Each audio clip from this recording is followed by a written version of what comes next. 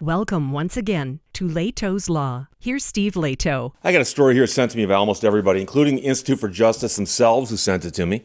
But a lot of my viewers are on their mailing list and got this as well. This is a press release, and they are now asking the Supreme Court, on behalf of one of their clients, to overturn Kelo. Kelo, it's a case that the Supreme Court ruled in a while back. It is one of the worst decisions by the U.S. Supreme Court, one of the worst. So J. Justin Wilson, I believe, is the one who drafted this. I met him. He's a very, very nice guy. Very, very good attorney, too. Today, the day of the press release, a couple days ago, the Institute for Justice asked the U.S. Supreme Court to overturn one of its most reviled decisions in recent decades, Kelo versus New London. And I'm sure they didn't refer to it as a reviled decision in the actual petition, but that's how they describe it in the press release. In Kelo, in 2005, the court ruled against homeowners trying to protect their neighborhood from being bulldozed to make way for a private development. In doing so, the court allowed eminent domain to be used for private gain. Now the IJ's partnered with a landowner to ask the court to take up a similar case in New York, where a government agency seized a piece of land to provide private parking for a nearby private office building. IJ Deputy Litigation Director Bob McNamara says the Constitution says the power of eminent domain is limited to public use. But somehow in New York, public use turns out to mean giving it to a private owner we like better than you. The reaction against Kelo was intense, you may recall, sparking 47 states to amend their constitutions and pass laws preventing eminent domain from being used for private development. New York was among the handful of states that chose not to do that. Wouldn't you know it? So Utica recently built a new centrally located hospital. Across the street, the CNY Cardiology Group put up a new building for itself and to rent office space. A man and his business partner heard that other doctors wanted an alternative to the cardiology building and their high rental rates, so this company here purchased a lot right next door. Now, some cardiologists were not pleased to have competition cutting into their profits.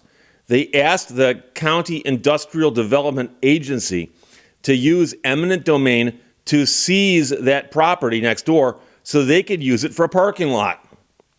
And the Industrial Development Agency obliged, claiming that the parking lot would create improved job opportunities, even though there are multiple service parking lots and a parking garage within easy walking distance. So the man says taking our property wasn't for the public, it was to benefit our competitors. New York's abusive use of eminent domain should not stand under the U.S. Constitution. We hope that the Supreme Court rights a historic wrong and affirms that the government can't take private property simply to benefit another private party. The power of eminent domain is found in the Fifth Amendment to the U.S. Constitution, that pesky little thing called the Bill of Rights, which requires that property can only be taken for public use and with just compensation. And I'm joking about it being pesky because it often seems that when courts want to ignore it, they do. And Kelo, as noted, is not just one of the most reviled decisions. It just doesn't make any sense. Because keep in mind that the Fifth Amendment says they can take stuff for public use and pay just compensation. And if they can take it for a private use, then once again, what's the word public doing in there? Words have meanings, especially when written into constitutional amendments and the Constitution itself. So in Kelo, which is a 5-4 ruling, held that creating jobs and increasing tax revenue was a public use.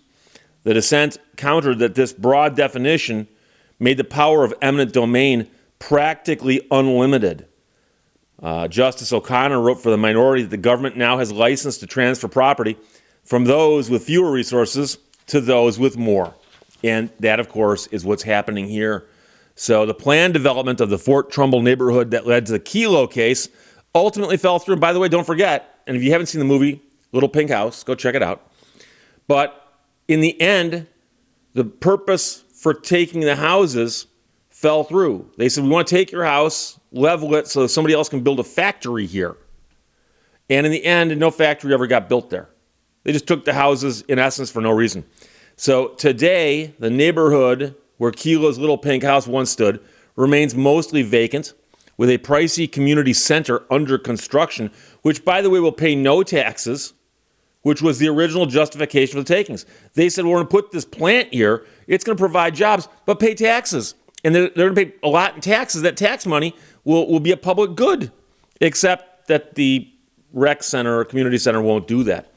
So it also apparently took the city offering millions of dollars in tax incentives to lure a private developer. In the 20 years since Kelo, everyone from the person on the street to legislators to highly respected judges have said it was wrong the day it was decided. It's IJ President and General Counsel Scott Bullock. He argued Kelo at the Supreme Court.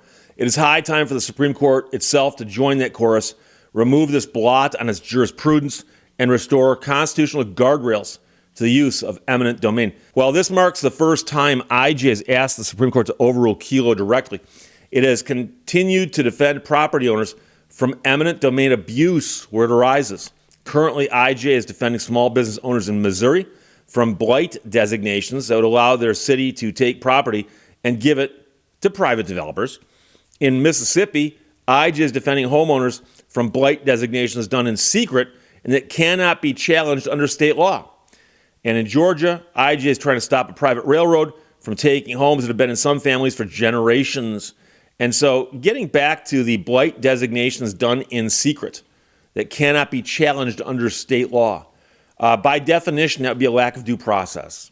Due process says that at the very minimum, you've got the right to be notified of the charges against you, and you need to have the opportunity to answer them.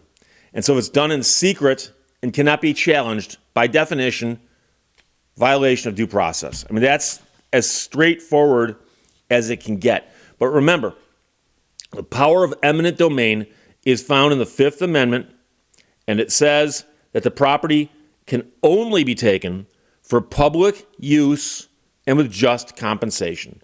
So imagine that they want to put a road from point A to point B, and the road's going to benefit everybody in the area, and they got to remove some homes that are in the way. That was the most common one you'd hear about back in the old days. And they say, sorry, we're putting a road through here. They buy your property from you, just compensation, and they put the road through. The road gets used by everybody. It's put in and maintained by a municipality or the state. But the point is that it's not a private company that goes, oh, we want to make money. We can make more money with this property than they can. And also remember, it was a 5-4 decision. And that's the thing that I think many people, when they stop to think about the gravity of that, they understand what a close call that is. 5-4 literally means one justice changing their mind would flip the case around. And so in Kelo, when we say the Supreme Court said something was the case, well, a very, very slim majority said that. And all it took was one justice to change sides, and suddenly the case goes the other direction. So generally speaking, the Supreme Court does not have a long history of reversing itself. The Supreme Court likes to pretend that their judgments are almost like handed down to them, and then all they do is deliver them, and these are carved in stone. But once in a while, the Supreme Court will reverse itself, but quite often, Plessy versus Ferguson, for example, quite often it takes a long time for them to say, okay, this, and then a generation or two later, this. And so now we're talking literally just 20 years ago. And in the time frames that we're talking about with the Supreme Court, that's not a lot of time. But as noted, it is one of the most reviled decisions of the Supreme Court, and I hope they reverse it.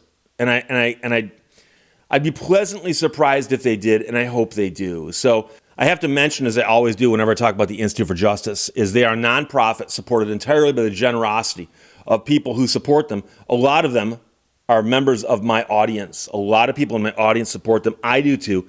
And I recommend that you check them out. They specialize in constitutional law issues that usually it's very, very hard to get representation on, because quite often it's a very, very complicated and long process to get to the courts that are going to straighten it out for you. And so here, they got to go to the U.S. Supreme Court. That's an expensive endeavor. I've done videos about how much it costs to get a case to the U.S. Supreme Court and actually win it, and it costs a lot of money. So the IJ does that. Please check them out. I'll put a link to them in the description below the video. And even if you can't support them financially, support them morally, meaning bookmark their page, sign up for their newsletter, and just simply watch what they do. They're a great organization. I love what they do. I think you will also. So please check that out. But the latest project from them is they've just filed a petition asking the U.S. Supreme Court to overturn Kelo, and it's horrible. Eminent domain decision. I got that directly from the IJ.